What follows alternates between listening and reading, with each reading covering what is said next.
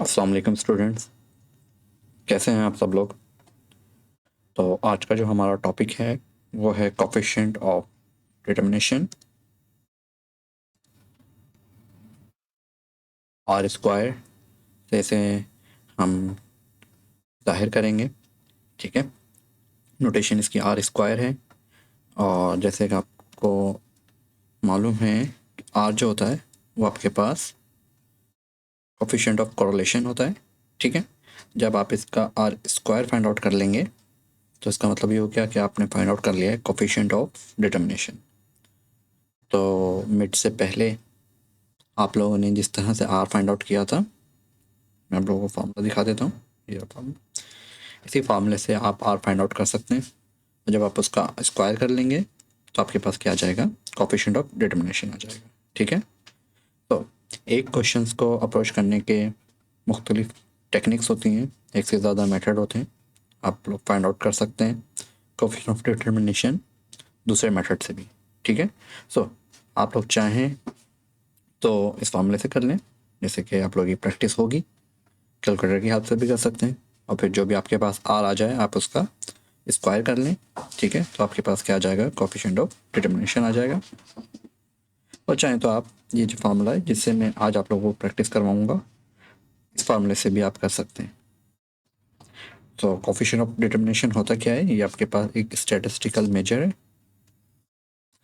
सही, जो regression analysis के अंदर यूज होता है कि हाउ इंडिपेंडेंट वेरिएबल्स यानी कि Y explain the variation in the dependent variable. तो यानी आप x के हिसाब से x जो है वो y को कितना एक्सप्लेन करता है, इसको आप कोफिशिएंट ऑफ डिटर्मिनेशन आपको बताता है। फॉर एग्जांपल इसकी वैल्यूज़, अगर आर स्क्वायर की वैल्यूज़ 0.85 आ गई, इसका मतलब 85% of variation in y explain by x। यानी x जो है 85% तक अच्छा प्रेडिक्ट कर सकता है y की वैल्यू को। ठीक है, तो जितना आर स्क्वायर ज़्यादा होगा इसका मतलब आपका मॉडल उतना अच्छा फिट हुआ है। ठीक है, तो परसेंटेज ऑफ वेरिएशन बताता है आपको आर स्क्वायर के वाई के अंदर कितनी वेरिएशन है। यानी जब आप एक्स को चेंज करेंगे तो वाई को वाई कितना अच्छा प्रेडिक्ट हो जाएगा। तो इसके मुख्तलिफ फार्मूले हैं, एक तो ये फार्मूला भी है। ठीक है, तो बट मैं जो फार्मूला है वो मैं ये यूज़ करूँगा। आप लोग चाहें तो इससे भी प्रैक्टिस कर सकते हैं और इससे भी प्रैक्टिस कर सकते हैं, आर स्क्वायर से। ठीक है, तो वैसे फार्मूला आसान है। ये आपके पास वाई प्राइम को आप लोग इस तरह से भी लिखते हैं, वाई कैप भी लिखते हैं। यानी ये प्रिडिक्ट वैल्यू होती है माइनस वाई का मीन, इसी तरह सिंपल वाई और फिर वाई का मीन, इनका डिफरेंस का स्क्वायर करके समीशन ले लेंगे और फिर इसी तरह वाई माइनस वाई मीन के डिफरेंस का स्क्वायर करके उसका समीशन ले लेंगे, दोनों को डिवाइड करेंगे तो आपके पास क्या आ जाएगा, कोफिशिएंट ऑफ डिटर्मिनेशन आ जाएगा। ठीक है, क्वेश्चंस करके देख लेते हैं तो आप लोगों को आइडिया हो जाएगा। जिस तरह से आपके पास एक डेटा गिवन है, सही है, और कोफिशिएंट ऑफ डिटर्मिनेशन आप लोगों ने फाइंड आउट करना है, सही है। और रिलेशनशिप जो है between years on the job और एक्स वीकली प्रोडक्शन वाई, ये आपके पास डेटा है। ठीक है, इसकी जो रिग्रेशन लाइन है वो आपको ऑलरेडी गिवन है, और अगर नहीं भी गिवन हो तो आप जो है, जो हमने मिनट से पहले पढ़ा है रिग्रेशन लाइन, फाइंड आउट आप कर सकते हैं। उसका जो फार्मूला होता है y equals to a plus B X. तो यहाँ पर आपके पास ये है और b 0.4 है।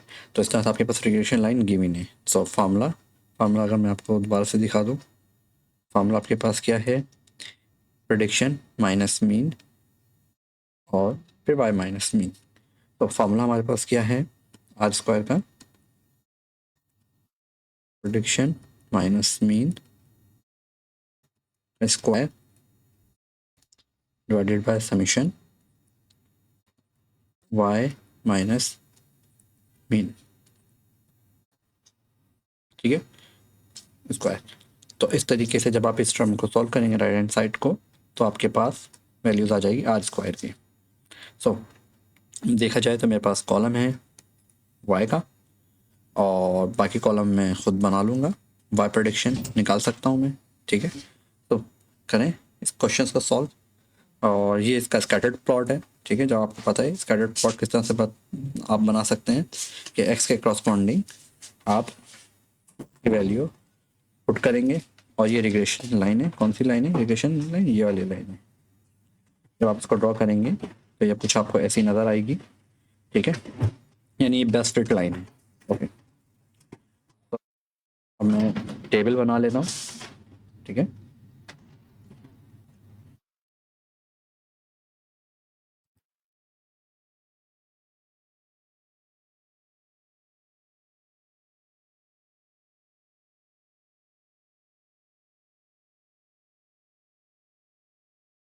ये एक्स की वैल्यू हो जाएंगी, यहाँ वाई की वैल्यू हो जाएंगी, यहाँ वाई प्राइम की वैल्यू हो जाएंगी। उसके बाद फिर यहाँ पर वाई प्राइम माइनस मीन की वैल्यू हो जाएगी, ठीक है। और फिर यहाँ पर वाई माइनस मीन की वैल्यू हो जाएंगी, और फिर यहाँ पर आपके पास इनका स्क्वायर की वैल्यू हो जाएंगी, और यहाँ पर वाई माइनस वाई स्क्वायर की वैल्यू हो जाएगी, जो भी फार्मूला में कॉलम से मैंने हिसाब से बना दी।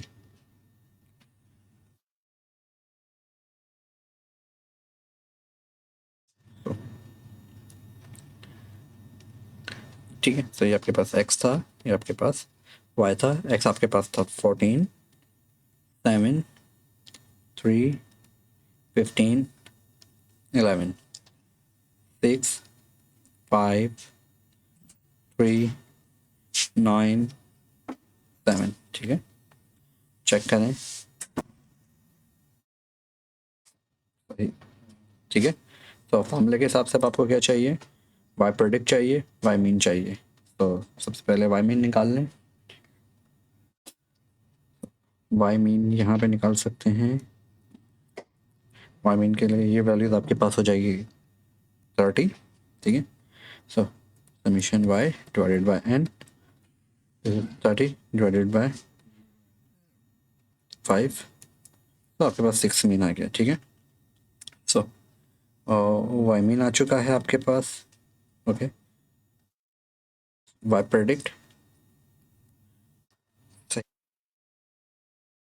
तो प्रिडिक्शन क्या होगी आपके पास, प्रिडिक्शन यहाँ पे निकालें। आपके पास जो इक्वेशंस थी, गिवन इक्वेशन, वो आपके पास है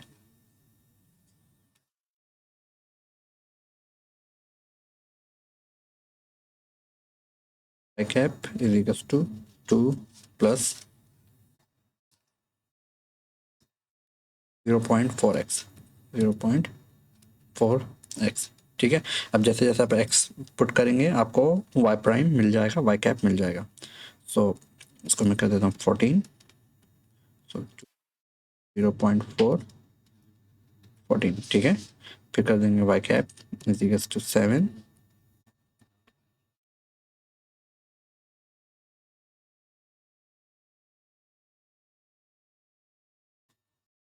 तो हो जाएगा 2 plus 0.47, so y cap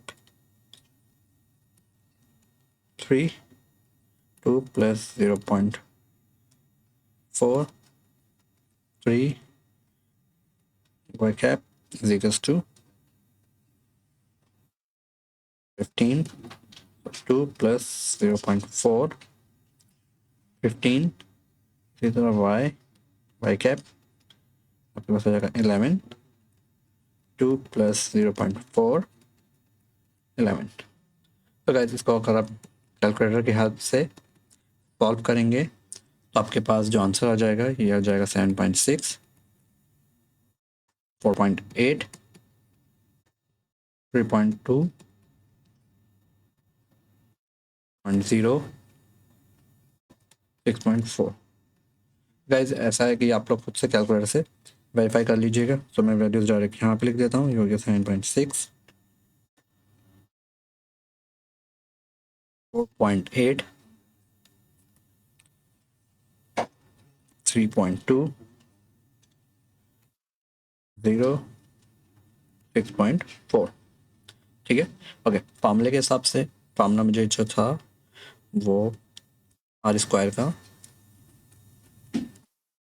summation Y cap minus Y mean square divided by summation Y minus Y mean का स्क्वायर, ठीक है। सो अब मुझे जो नीड है वो है सबसे पहले Y cap minus Y mean की और फिर उसके स्क्वायर की, ठीक है। तो एक कॉलम में बन जाएगा मेरे पास Y cap minus Y mean, ठीक है। जो भी वैल्यू आएगी फिर मैं उसका कर दूंगा स्क्वायर, और उसके बाद वाई माइनस वाई मीन और वाई माइनस वाई मीन का स्क्वायर, ठीक है। सो डिनोमिनेटर भी मैं इस तरीके से अपनी कैलकुलेशन से फाइंड आउट कर लूँगा। तो Y cap minus Y mean, so Y mean तो आपके पास ऑलरेडी आपने निकाला हुआ है 6 है, तो इसका मतलब ये आपके पास जो भी वैल्यू हो जाएगी वो क्या हो जाएगी, तो मैं अगर थोड़ा सा और अच्छे से करके लिख दूँ, ये हो जाएगा आपके पास Y cap minus Y mean, ठीक है। या फिर आप इसको लिख सकते हैं वाई कैप माइनस 6, ऐसा ही, ठीक। तो ये आपके पास हो जाएगा 7.6 माइनस 6, जो कि हो जाएगा 1.6।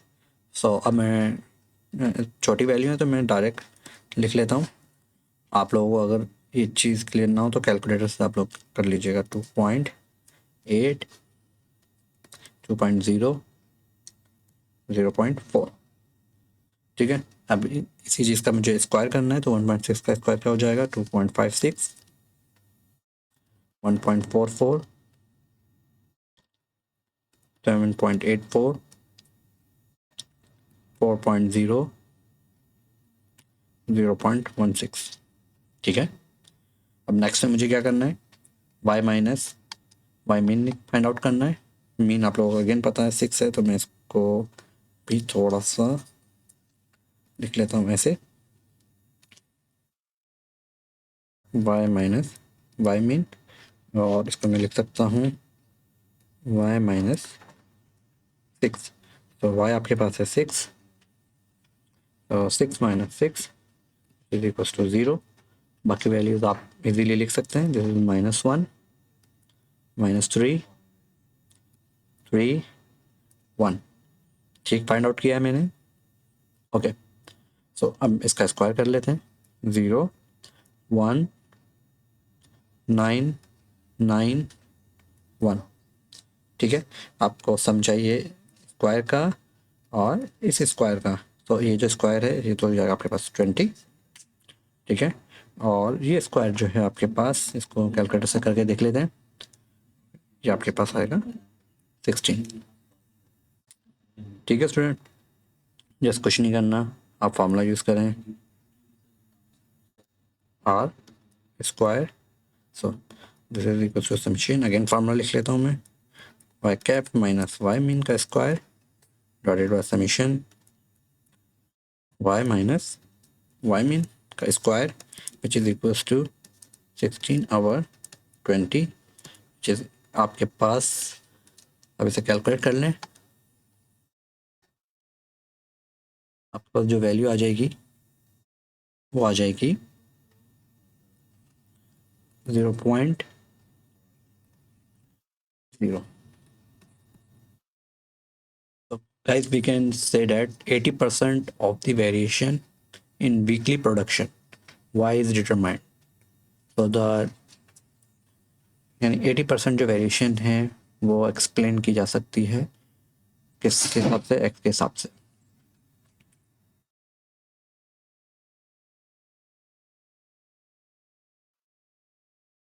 तो अगेन अगर आप चाहें तो इसे बिल्कुल इस फॉर्मूले से भी कर सकते हैं, क्योंकि आपने मिड से पहले किया है, ठीक है। और फिर आप उसका स्क्वायर कर दें, डेफिनेटली वैल्यू जो है आपके पास सेम ही आएगी। तो ये आप लोगों का होमवर्क है, डायग्राम बना लिएगा, फिर लाइन भी बना लीजिएगा, ठीक है, क्योंकि लाइन आपको बनानी, इसके अंदर आपको और वाई प्राइम की वैल्यू ऑलरेडी गिवन है जो कि मैंने यहाँ पर फाइंड आउट की थी। ठीक है, इस क्वेश्चन को कीजिएगा, coefficient of determination find out कर लीजिएगा इसमें। ओके, नेक्स्ट हमारा टॉपिक है और इम्पॉर्टेंट टॉपिक है, वो है रैंक कोरिलेशन कोफिशिएंट। तो स्टूडेंट्स, ये हमारे पास है रैंक कोरिलेशन कोफिशिएंट, इसको आर एस से डिनोट किया हुआ है। ठीक है, आप देखेंगे इसके नीचे आर एस से डिनोट हुआ है। ये मैथमेटिशियंस हैं, स्पेयरमैन रैंक कोरिलेशन भी कहते हैं इसे। ठीक है, जिस तरह से वो सिंपल जो हमने कोरिलेशन कोफिशिएंट फाइंड आउट किया था उसे सिंपल आर लिखते हैं, वो बेसिकली है पेयरसन कोफिशिएंट कोरिलेशन। ठीक है, उसका जो नाम था वो जो नाम था उसका वो था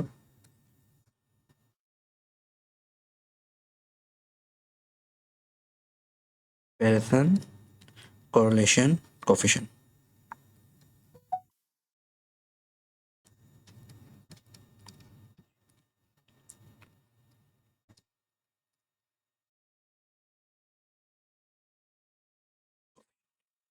ठीक है, सो इसी तरह ये जो रैंक कोरिलेशन कोफिशिएंट है ये कहलाता है स्पेयरमैन रैंक कोरिलेशन कोफिशिएंट, और इसको आर एफ से डिनोट करते हैं। ठीक है, अगेन इसका भी वही काम है जो पहले वाले का था। ठीक है, कि दो वेरिएबल्स के बिटवीन रिलेशन देखना है किस किस्म का है, जिसकी वैल्यू -1 और 1 के बिटवीन होती है। तो अगर स्ट्रॉन्ग रिलेशन होता है, पॉजिटिव स्ट्रॉन्ग होगा तो वो क्लोज टू 1 होगी, और अगर वो और क्लोज टू 0 होगा तो इसका मतलब उन दो वेरिएबल्स के बिटवीन कोई रिलेशन नहीं है। एक्चुअली ये यूज़ कब करते हैं? ठीक है, जब आपके पास डेटा रैंक्ड हो।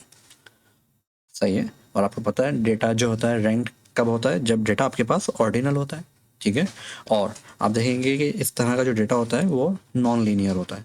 तो जब डेटा आपके पास इस किस्म का गिवन हो तो फिर हम क्या करते हैं, रैंक कोरिलेशन हमें ज़्यादा फ़ायदा देता है, ज़्यादा सूटेबल होता है यूज़ करना। ऐसा नहीं है कि आपको कोरिलेशन कोफिशिएंट यानी पेरिसन कोरिलेशन कोफिशिएंट्स आपको आंसर नहीं करेगा, आंसर करेगा, but more suitable rank ordinal data के लिए जो होता है वो आपके पास क्या होता है, rank correlation coefficient. So mid के बाद में हमारे पास रैंक कोरिलेशन कोफिशिएंट है, मिड से पहले हमारे पास पैरिसन कोरिलेशन कोफिशिएंट था। ठीक है, सो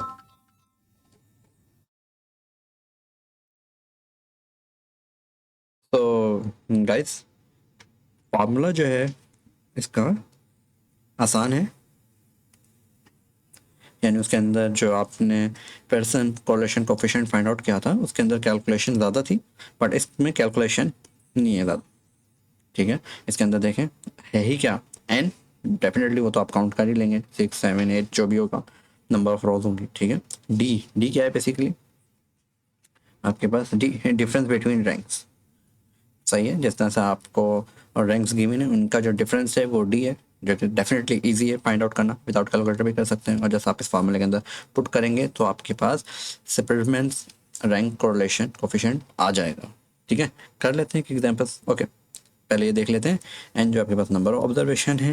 ओके, तो आपको तीन टाइप्स देखने को मिल सकती हैं रैंक कोरिलेशन कोफिशिएंट्स की। ठीक है, एक तो क्या आपको क्वेश्चंस जो है ना उसके अंदर रैंक ही गिवन है। ठीक है, ऑलरेडी, यानी क्वेश्चंस के अंदर जैसे कि आपके पास एग्जाम्पल 1 के अंदर है, आपको क्या गिवन है, रैंक गिवन है। जस्ट आपने क्या करना है, इसमें डी फाइंड आउट करना है, जैसे कि अभी हम आगे करेंगे, और फार्मूले में पुट करेंगे रैंक कोरिलेशन कोफिशिएंट, हम फाइंड आउट कर लेंगे। दूसरी टाइप में क्या हो सकता है, आपको रैंक गिवन नहीं हो सकता, नो प्रॉब्लम। अगर डेटा में हमारे पास डेटा गिवन है हम खुद से उसको रैंक कर सकते हैं। हम डिसेंडिंग ऑर्डर में, यानी सबसे बड़ी वैल्यूज़ जो है उसको 1 करके, उससे छोटी वैल्यूज़ को 2 3 4 5 करके रैंक कर सकते हैं, बिल्कुल। ठीक है, जब रैंक आ जाएगा तो उसको बिल्कुल फर्स्ट वाले पार्ट की तरह हम उसको सॉल्व कर लेंगे। ऐसा ही है। तीसरा ये है कि जब आपके पास रैंक के अंदर रिपीटिशन आ जाए। ठीक है, फॉर एग्जाम्पल जिस तरह से ये देखें यहाँ पे कोई भी रैंक रिपीट नहीं हो रहा है, इसी तरह यहाँ पे भी कोई रैंक रिपीट नहीं हो रहा है, तो जब रिपीटिशन आ जाए तो उसको किस तरीके से करेंगे। सबसे पहले हम ये देखते हैं कि अगर हमारे पास डायरेक्ट रैंक गिवन है तो हम किस तरह से फाइंड आउट करेंगे। ठीक है,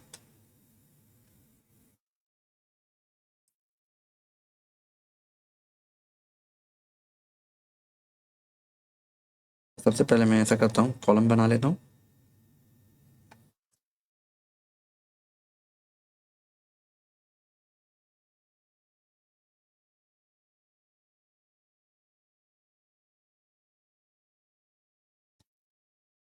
ये आपके पास कैंडिडेट्स का कॉलम आ गया, ठीक है। ये आपके पास जज 1 ने जो रैंक किया है उसका कॉलम आ गया। ये आपके पास जो जज 2 ने जो आप रैंक किया है कैंडिडेट्स को उसका कॉलम आ गया है, ठीक है। और ये हैं कितने आपके पास 1 2 3 4 5 6 7, 1 2 3 4 5 6 7, ठीक है। ओके, अब ये कॉलम क्या आ जाएगा आपके पास, डिफरेंस आ जाएगा रैंक का, ठीक है।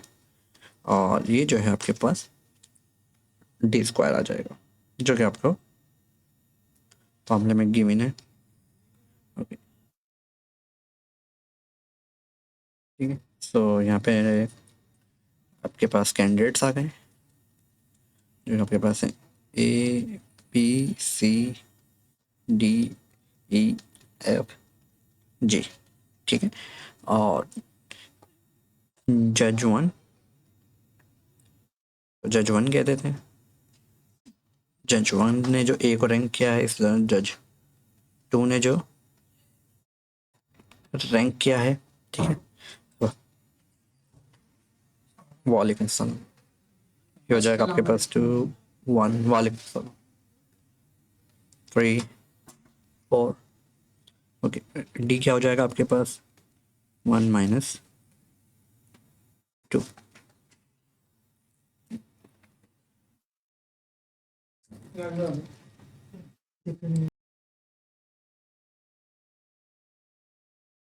4 5 3 7 6, 4 2 5 1 6 7, ठीक है स्टूडेंट्स। ये आपके पास हो जाएगा डी स्क्वायर।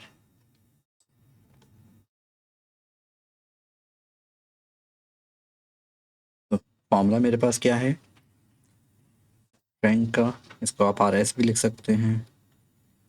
ये आपके पास है 1 माइनस 6 टाइम्स समीशन डिफरेंस का square N cube minus N, ठीक है। सो डी जो हो जाएगा आपके पास 2 माइनस 3 माइनस 1, 1 माइनस 4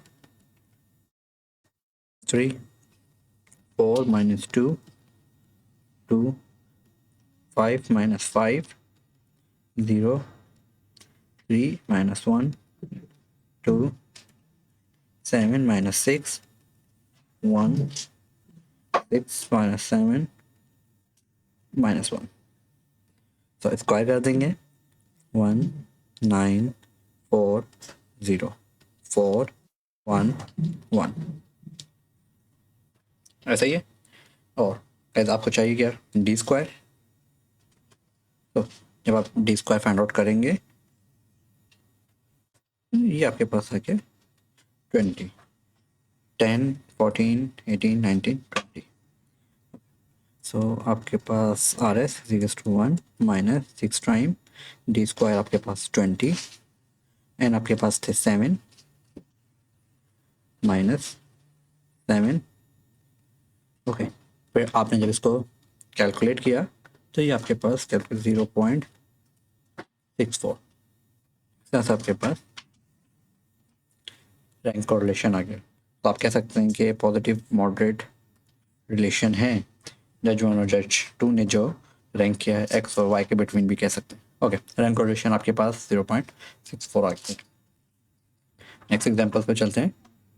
सही है, जब एक्चुअल रैंक्स आपको गिवन नहीं है, नो प्रॉब्लम, इसमें हम क्या करेंगे खुद से रैंक देना शुरू कर देंगे, ठीक है। तो किस तरह से दे सकते हैं, फॉर एग्जांपल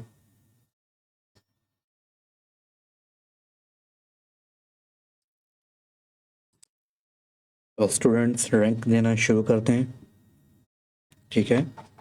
सबसे पहले सबसे बड़ी वैल्यू तो देखें ये आपके पास 1 हो जाएगी, ठीक है। उसके बाद 67 2 हो जाएगी, उसके बाद 63 हो जाएगी,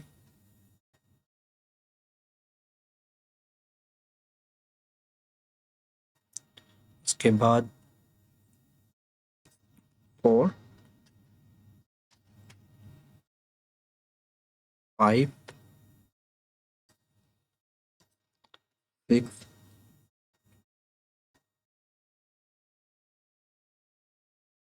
48 जो है वो आपके पास 6 हो जाएगी के पास, और ये आपके पास 8। इसी तरह सेकंड जज की भी हम रैंक कर देते हैं, ठीक है। सो आपके पास है 52, सबसे बड़ी वैल्यू जो है आपके पास 60, तो इसको मैंने रैंक 1 कर दिया।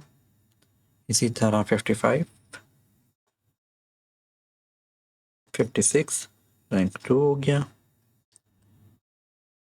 फिर आपके पास 54 रैंक 3, 54 के बाद 52, फिर आपके पास 51, फिर आपके पास 49, और फिर आपके पास 3 4 5 6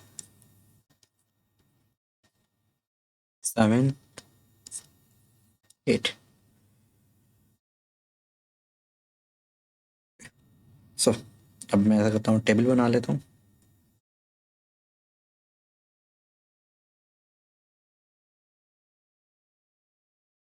तो आपके पास आ जाएंगे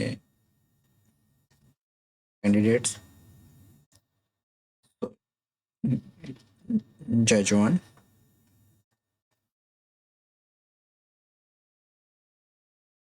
जज 2, और जज 1 का रैंक, जज 2 का रैंक, और फिर ये मेरे पास डिफरेंस, दोनों रैंक का डिफरेंस, और फिर दोनों रैंक के डिफरेंस का स्क्वायर।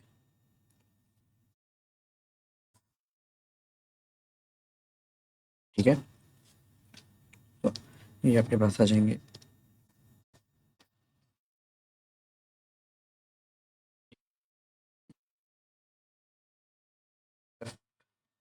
जी, एक और है आपके पास एच। ठीक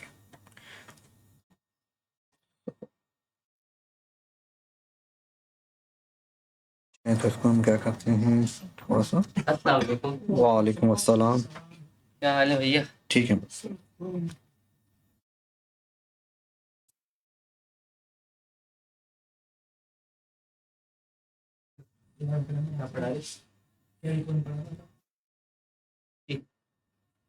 यार कॉपियों का पूछना है, बहुत सारी कॉपियाँ आ रही। कोऑर्डिनेटरशिप 15 सेट है, ये देख लो कहाँ रखने हैं। इधर ही रखता हूँ, बोल के लाऊं पहले उनको बोल के। कोऑर्डिनेटर आप? हाँ, लाइक इस सेमेस्टर के लिए।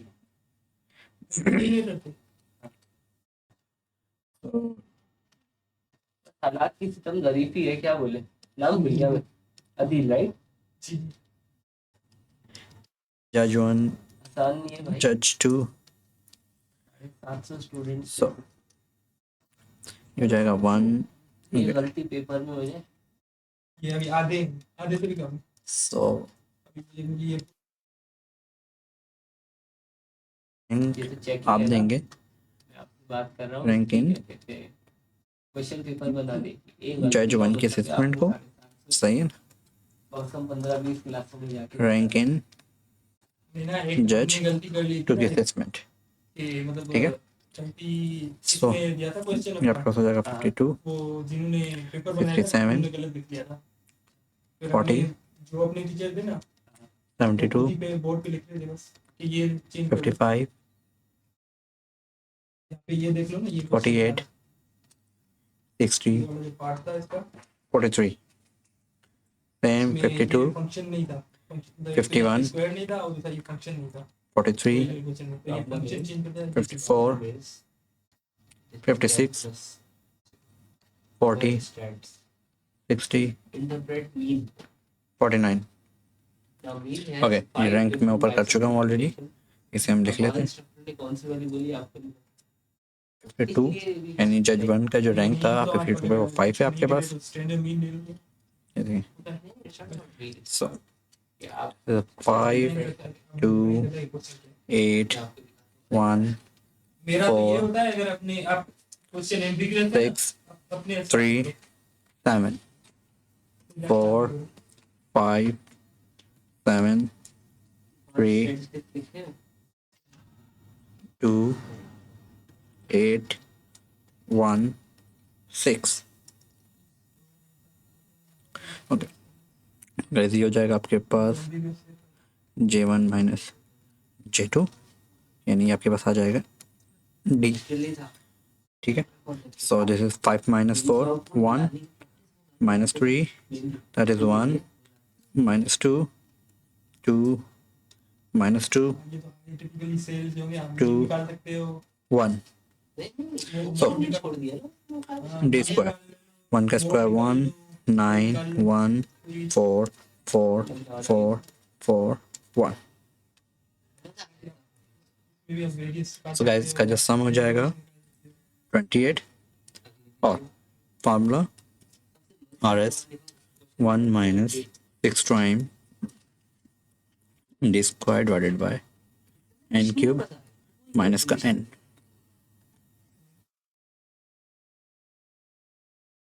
गाइस, ये आपके पास 1 minus 6 time 28 divided by 8 cube minus 8। Okay, अगर इसको फाइंड आउट करते हैं तो ये आता है 0.6। ठीक है, एंड इम्पोर्टेंट क्वेश्चन है कि अगर रैंक गिवन नहीं है तो पहले आप क्या करेंगे, उसको रैंक देंगे और रैंक देने के बाद फिर आप उस डी फाइंड आउट करेंगे, फिर उसका स्क्वायर करेंगे, सिंपल फॉर्मूला इनपुट करेंगे और आपके पास आ गया rank correlation coefficient.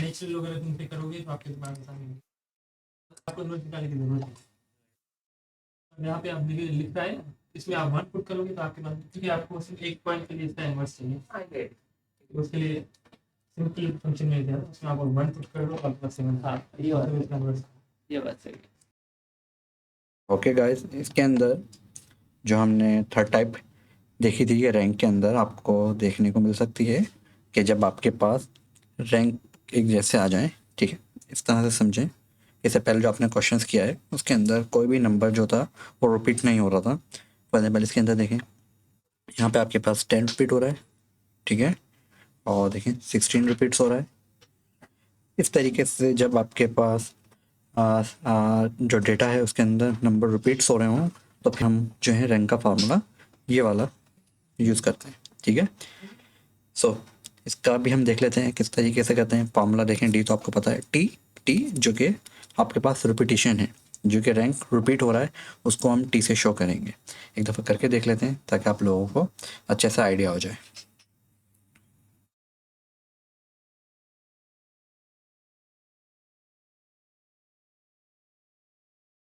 Guys, rank करना शुरू करते हैं। सबसे पहले मैं अपने कॉलम्स के अंदर डेटा लिख लेता हूँ, ठीक है, देख देख के हाँ से लिख लेते हैं। तो वैल्यूज ज़्यादा हैं तो इस वजह से मैं थोड़ा जल्दी कर लेता हूँ काम।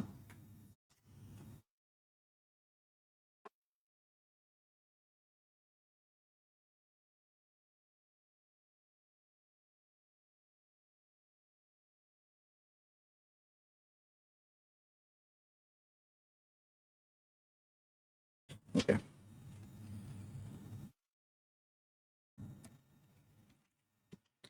ठीक है, तो ये आपके पास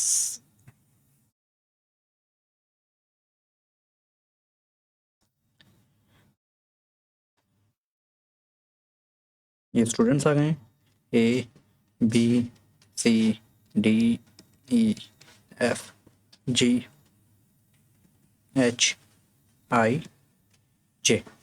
तो नंबर ऑफ स्टूडेंट्स आपके पास 10 हो गए हैं।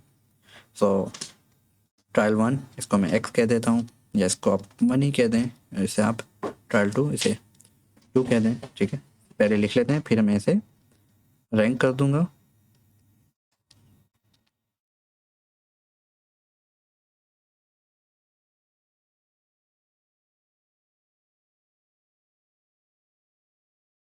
ठीक है। और ये आपके पास 16, 16, 24, 18, 22, 24, 14, 10, 12, 14, ठीक है। तो 1 माइनस, ओके, सबसे पहले मुझे रैंक निकालना है, तो मैं इसे रैंक 1 कर देता हूँ, यानी मैंने ट्रायल 1 को रैंक कर रहा हूँ और यहाँ पर मैं ट्रायल 2 को रैंक कर रहा हूँ, ठीक है। और फिर यहाँ पर डिफरेंस ले लेंगे रैंक 1 और रैंक 2 का। ओके, इसका आप समझिए प्राइम जो है ना ये रैंक 1 और रैंक 2 है, इससे कंफ्यूज मत हो जाइएगा, ठीक है। तो ये रैंक हो जाएगा, ये आपके पास डिफरेंस, और फिर ये आपके पास हो जाएगा टी स्क्वायर। और इसी तरीके से, क्योंकि अब देखेंगे इसके अंदर जो है रिपीटेशन हो रही है, तो इस तरह से क्या कहते हैं, हम उसे किस तरह से टी काउंट करेंगे वो आगे चल के पता चल जाएगा, ठीक है। सो अगेन आप देखें तो सबसे बड़ी वैल्यू यहाँ पे आपको दिख रही है 20, तो ये आपके पास हो जाएगा 1, ठीक है। उसके बाद आपको वैल्यूज दिख रही है 16, यहाँ पे हो जाएगा 2, ठीक है।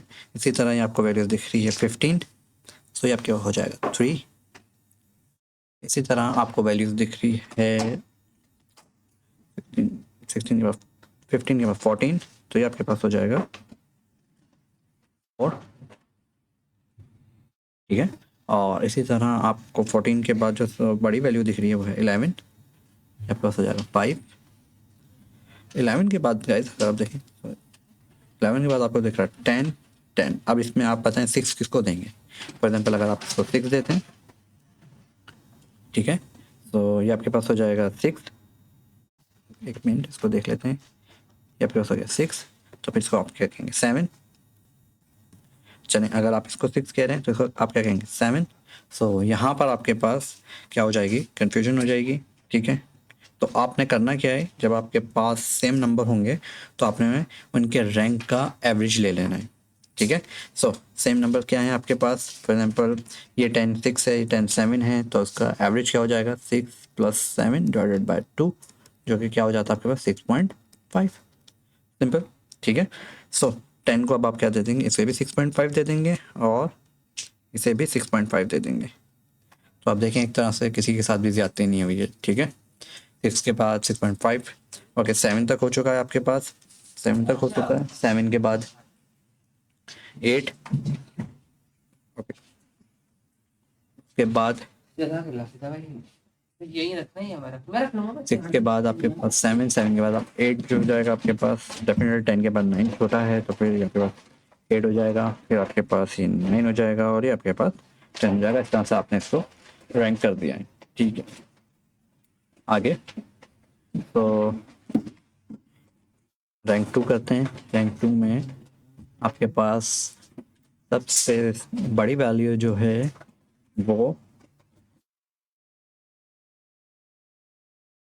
24 है और आपके पास ओके 24 ही 2 टाइम रिपीट हो रहा है, तो इसका मतलब ये हुआ कि अगर आप इसे 1 कहेंगे, इसे 2 कहेंगे, तो 1 + 2 डिवाइडेड बाय 2, ये आपके पास क्या आ जाएगा 1.5।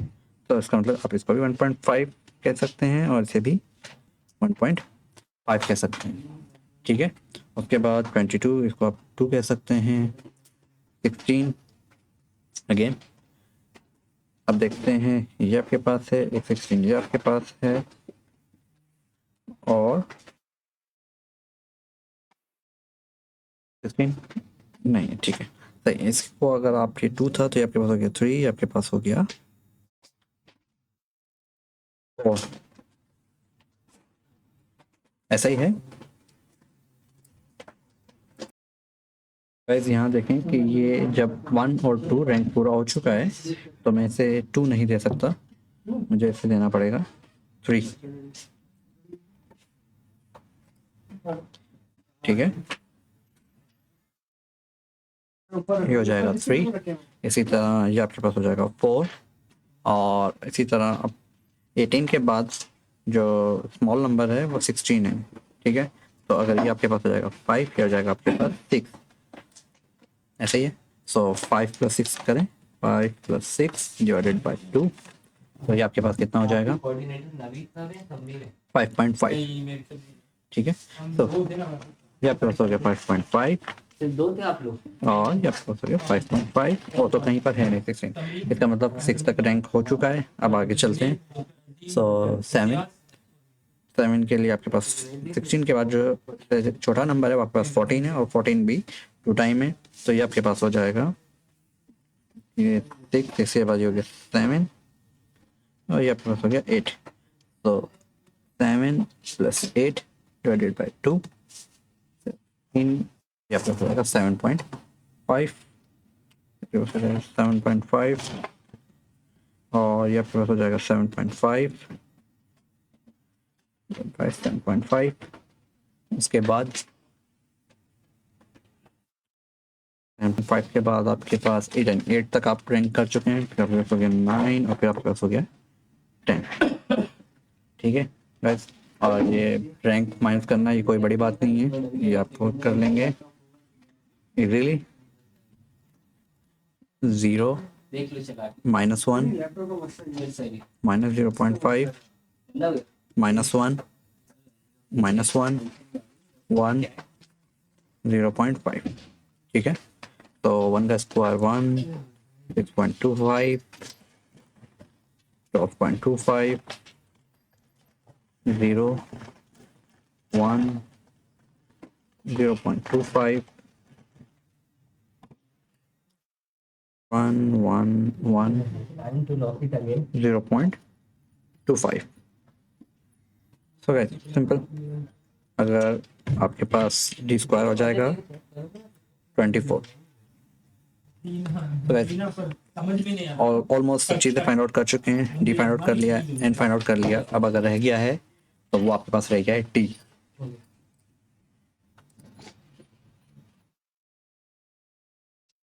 तो टी कैसे फाइंड आउट करना है?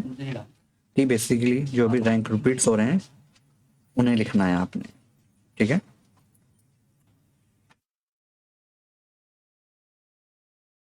छुपा के निकालोगे आप तक अंदर से ही ड्यूरेशन तक पैटर्न तक आप। ओके गाइस, सो टी क्या है? Basically number of item whose rank are common. ठीक है, सो यहाँ पे हम लिख लेते हैं कौन कौन से आइटम्स थे जिनके रैंक्स कॉमन थे। सबसे पहले मेरे पास 10 था। ठीक है, और 10 के बाद मेरे पास और कौन कौन से रैंक थे जो कॉमन थे? 24, 24 के बाद 24 के बाद 16, ओके 16, और उसके बाद 14। ऐसे ही है, जो जो कॉमन थे वो मैंने लिख लिए।